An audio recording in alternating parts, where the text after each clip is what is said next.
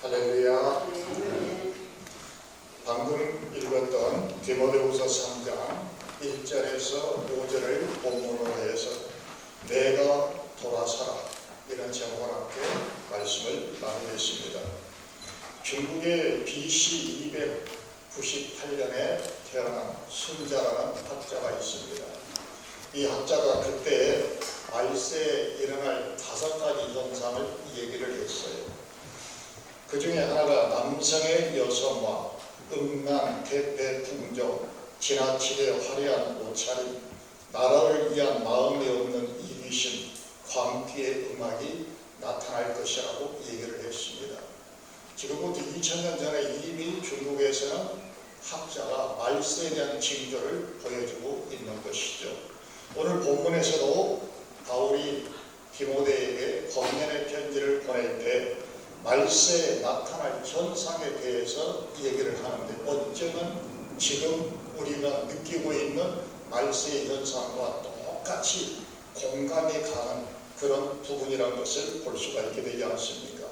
참으로 이 세상은 삭막하고 사랑이 식어져 버리고 물고 뜯고 싸우고 아전투구 속에서 이러한 모습들을 보게 됩니다. 한동대학교는 기독교대학으로서는 한국에서 최고의 학부지 않습니까? 거기에 목사 자녀 둘이 결혼을 했는데 한 아이를 입양을 해가지고 얼마나 두들겨 팼으면 갈비가 10개 이상 나가고 그리고 안에 있는 모든 내장들이 파열이 되어지고 해서 엄청나게 한국의 매스컴에 떠들어댔던 사건이 몇 년 전에 일어났던 걸 여러분들이 기억하시겠죠. 그때 목동병원에 있던 응급처에 있던 소아과 의사가 하는 얘기가 나는 악마를 보았다고 표현을 했습니다. 이처럼 사랑이 식어버려가고 힘들고 어렵고 이런 말세에 과연 우리는 어떠한 모습으로 살아야 할 것인가를 생각해 보고자 하는 것입니다. 먼저 첫째로 무관심과 교만의 죄악에서 돌아서라고 얘기를 하고 있습니다. 사람 반대는 무슨 말일까요? 미움이 아니라 무관심이라고 얘기를 하고 있습니다.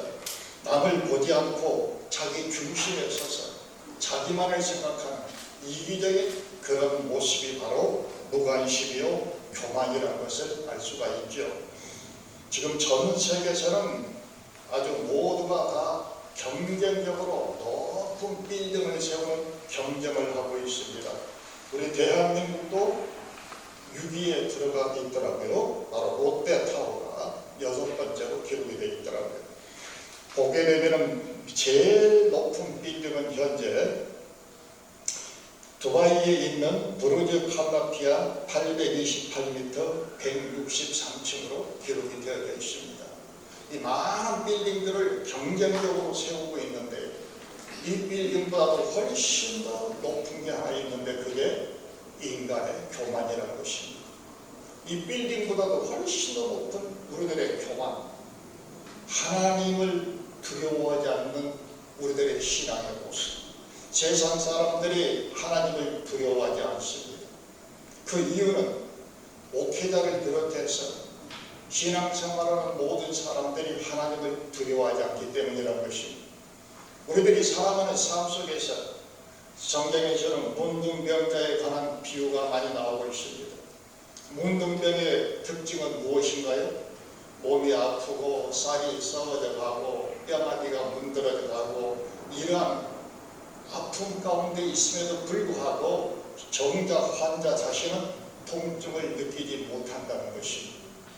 오늘날 영혼의 문둥병자가 되어져서 죄악 속에 들어있음에도 불구하고 여러 가지 많은 교만과 무관심과 이러한 속에 있음에도 불구하고 자기 자신의 상처에 대해서 아픔과 통증을 느끼지 못하는 양심이 화인맞고 무디져버린 그런 신앙의 모습을 보게 되는 것입니다.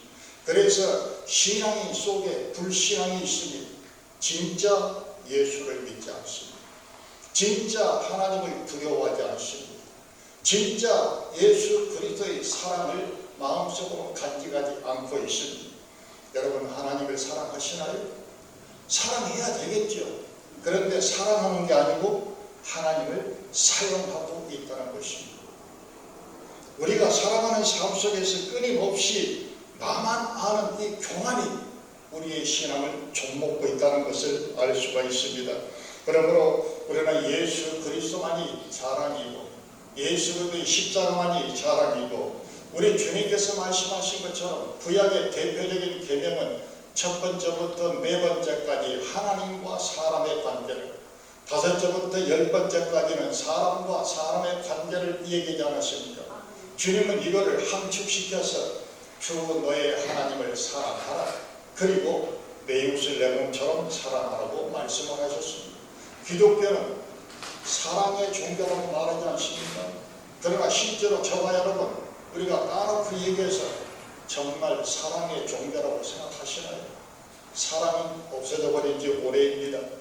나누어주기도 하고 경험을 나누기도 하고 내 모든 기도와 지혜와 물질들을 나누어주기도 하는 이러한 사랑에서 우리는 이미 이기적이고 자만적이고 나만 알고 이러한 신앙의 모습에서 벗어나라고 바울은 얘기하고 있는 것입니다.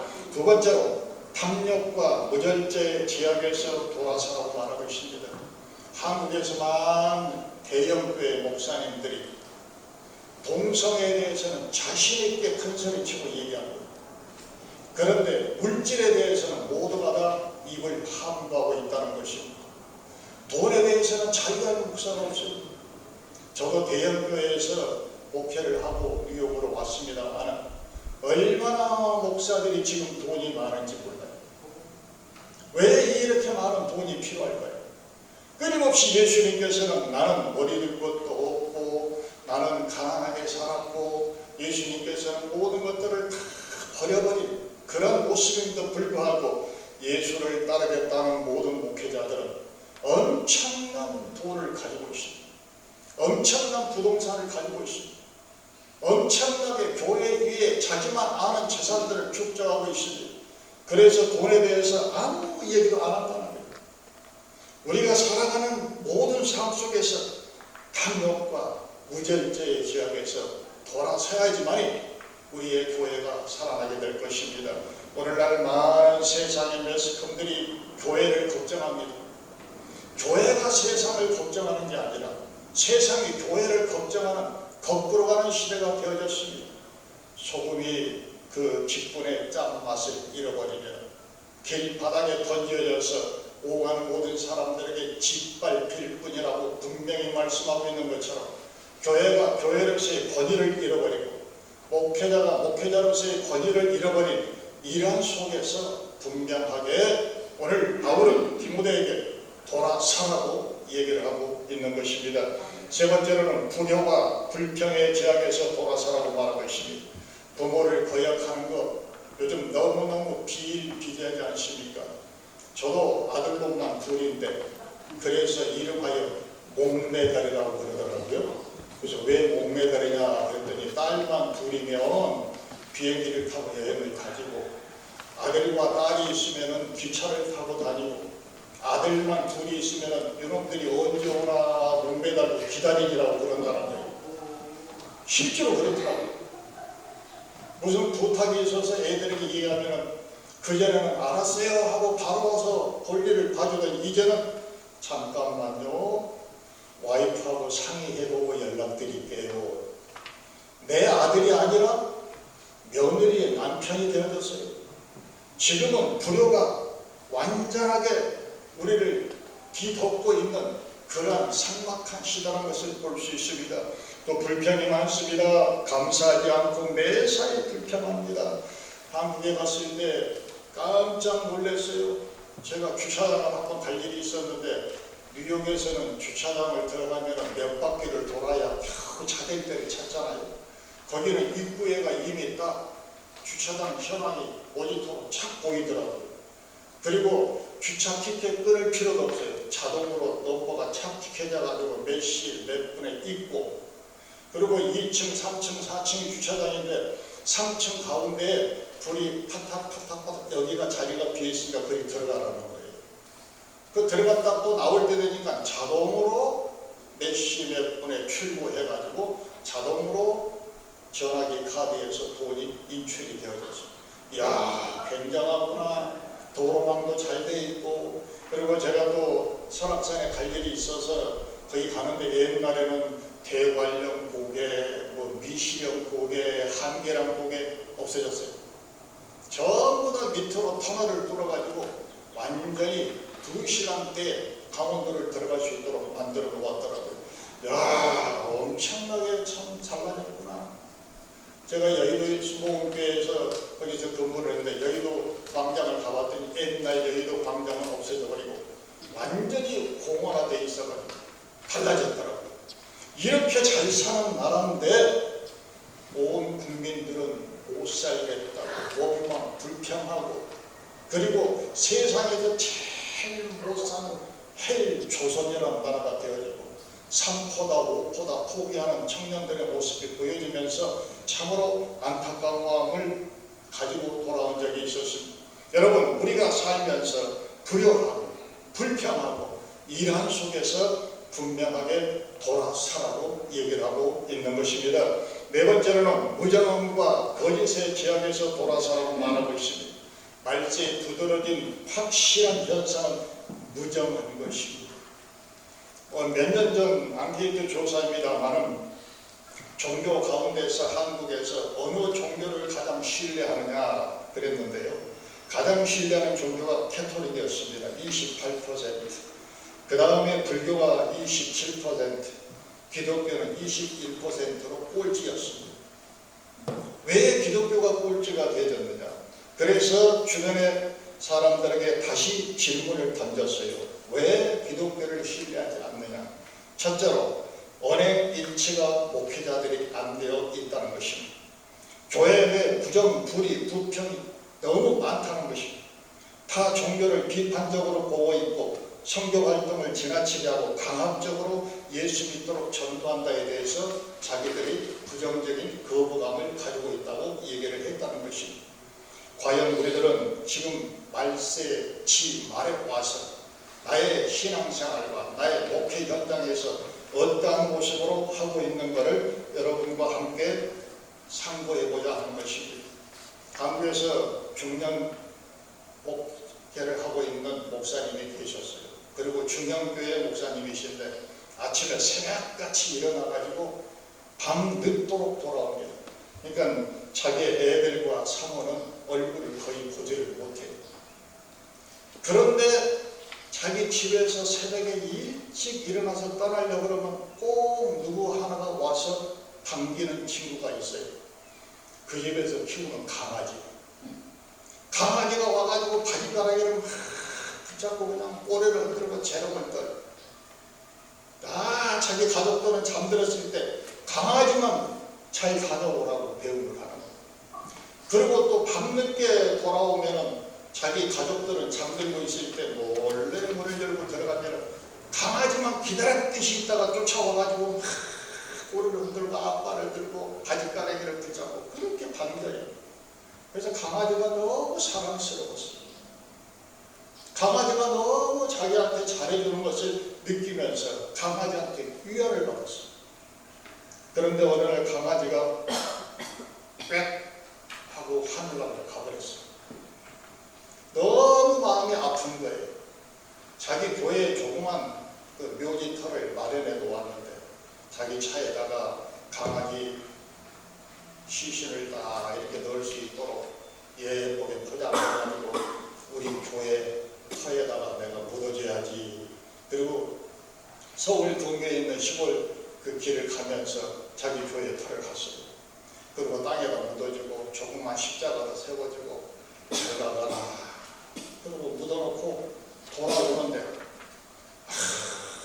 눈물이 글썽글썽해. 강아지가 자기 앞에서 왔다 갔다 해요. 막 꼬리를 흔들면서 자기를 막 반기는 모습이 눈앞에 선하게 보여요. 그런데 그 순간에 성령께서 이 목사님에게 이 얘기를 하시더라는 거예요.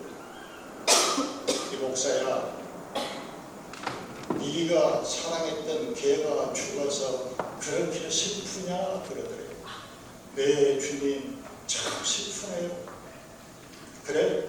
그러면 네가 네 교인이 죽어서 장례를 치를 때 이 강아지 죽어서 슬퍼한 것만큼 이 교인들 장례 치르면서 이렇게 진짜로 슬퍼한 적이 있느냐 하고 물어보시더라고요.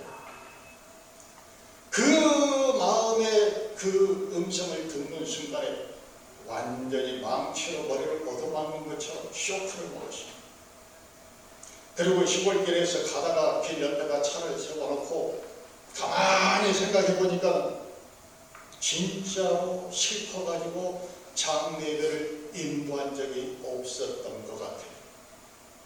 주님, 아니에요. 그런 적이 없는 것 같아요. 그러고 난 다음에 그 마음속에 그 생각이 들어오는 순간에 핸들을 붙잡고 거의 울었다는 겁니다. 성령께서 그러시더래요.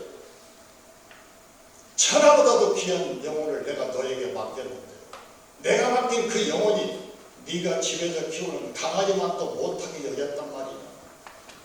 그리고 곰곰이 자기 목회 현장을 생각을 해보니까 자기 스스로가 예배를 인도를 했지만 진심으로 예배를 드리지는 않았다는 거예요. 그다음부터 이 목사님의 목회 현장이 달라졌습니다. 세상과 나는 간고도 없고 오직 부족한 주만 보이도다. 그리고 쓴 칼럼이 별세 신앙입니다. 누구인지 여러분 대충 짐작이 가실 거예요. 제가 고사리 기도원에서 대교훈하고 있을 때 강사가 왔을 때 둘이 차 한잔 마시면서 나누었던 얘기입니다. 제 자신도 그 얘기를 들으면서 정말로 영혼을 내가 사랑했는가. 제가 근무했던 그 교회는 한 달에도 대교구에 수백 명씩 새신자가 결신해서 들어와요. 나하고 다 의견 다툼이 있고 나하고 뭔가 맞지 않고 그리고 주일날 출석을 안 하면 너 안 나와도 괜찮아. 수백 명씩 한 달에 새신자가 들어오는데 그리고 내가 얼마나 무시하고 얼마나 그 영혼들을 내가 존귀하게 여기질 않고 그런 마음에 회개했던 기억들이 생생하게 나타납니다. 우리는 목회 현장 속에서 정말로 디모데에게 사도 바울이 편지를 보내고 있듯이 삭막하고 힘들고 어려운 이 말세에 그래도 마지막 보루는 목회자가 되어야 되지 않겠어요?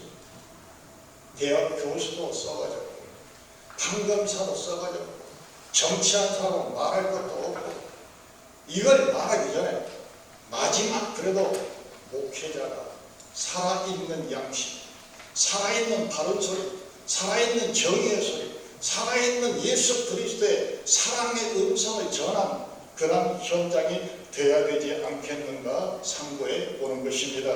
어느 날 한 자매님께서 어린 시절에 자기 부모님들이 다 돌아가셔서 친척들 손에서 양육이 되어져 있다가 대학을 마치고 힘들게 회사에 취직이 되어졌어요. 그때 이 자매가 회사에 힘들게 취업에 성공을 했는데 누가 자기를 축하해 줄 사람이 없다고 인터넷에다가 사연을 올렸습니다. 나를 축하해 줄 사람이 아무도 없네요. 참 외롭네요. 이렇게 올렸더니 어느 한 사람이 댓글을 이렇게 올려서 제가 참 공감이 되어져서 여러분들에게 소개를 합니다. 하늘에 계신 어머니가 보낸 편지 글처럼 기록을 했어요. 딸 축하해. 열심히 한 거 다 돌아오지. 출근하는 날 아침 챙겨주지 못해서 미안해. 그래도 우리 딸이 워낙 야무져서 안심이 된다. 딸에게는 항상 엄마 아빠가 있으니까 기죽지 말고 잘 다녀. 사랑의 딸, 사랑하는 엄마가. 이렇게 댓글을 올렸어요.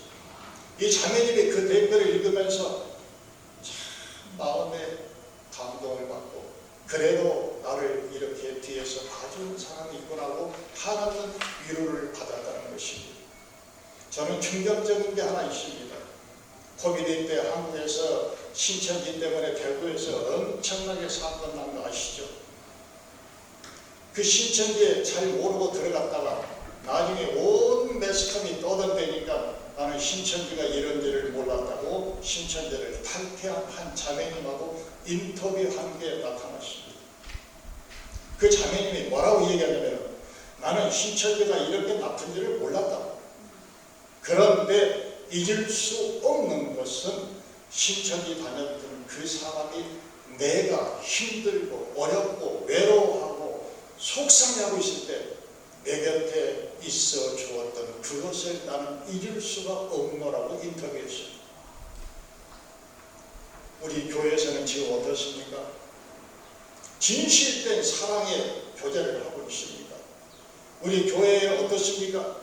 정말 소외당하고 어려운 사람들에게 함께 손을 뻗치고 있습니다.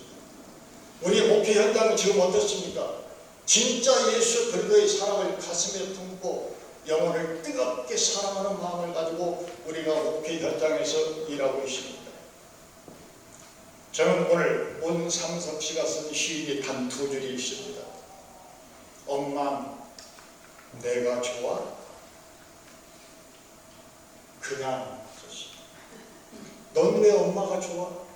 그냥 끝이에요. 저는 목사의 작년부터 활동을 같이 하면서 정말 진심으로 여러분들에게 부탁하고 싶은 것은 우리가 이것저것 따질 게 아니라 진짜 예수 사랑이 내 마음속에 들어와서 성령 안에서 충만하고 성령님의 놀라우신 은혜 속에서 이것저것 따지지 말고 목사님은 내가 왜 좋아? 그냥 목사님도 왜 내가 좋아? 그냥 그리스도의 사랑 안에서 하나가 되어지고 그리스도의 사랑 안에서 서로가 유해지는 그러한 목사회가 되어졌으면 참으로 좋겠다 이런 생각이 들어갑니다. 여러분 성경에 관해서 많이 알고 계시죠? 고린도전서 13장에 유명한 사랑장이 있지 않습니까? 바로 12장에는 성령의 은사에 대해서 계속해서 기록하고 있습니다. 네가 아무리 방언을 말해도 방언 통역을 해도 예언을 해도 능력을 행하고 기적을 행하고 심지어는 순교한다고 불사르도록 네 몸을 내어주기까지 한다 할지라도 사랑이 없으면 아무 소용이 없다고 하지 않습니다.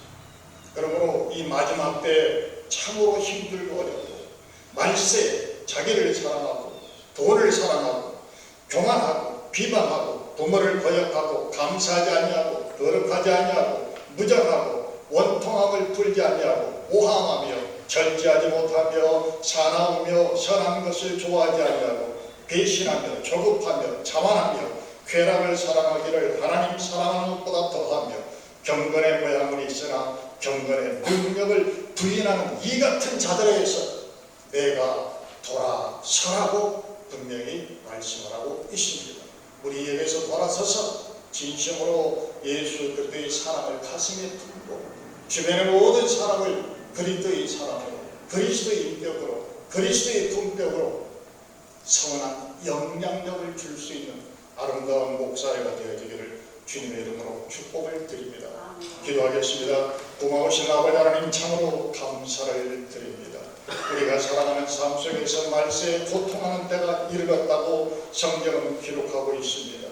이와 같이 말세에 고통당하는 이때에 우리 목회자들 마음속에 성령으로 충만하게 해주시고 예수 사랑으로 충만하게 도와주시고 예수 그리스도의 은혜 속에서 아름다운 신앙의 교제가 이루어지는 아름다운 목사에게 되어 주시고 우리를 통하여서 선한 영향력을 주변의 모든 사람에게 나타낼 수 있는 아름다운 믿음과 신앙의 삶이 열려지게 하여 주시옵소서. 예수님 이름으로 기도하옵나이다. 아멘.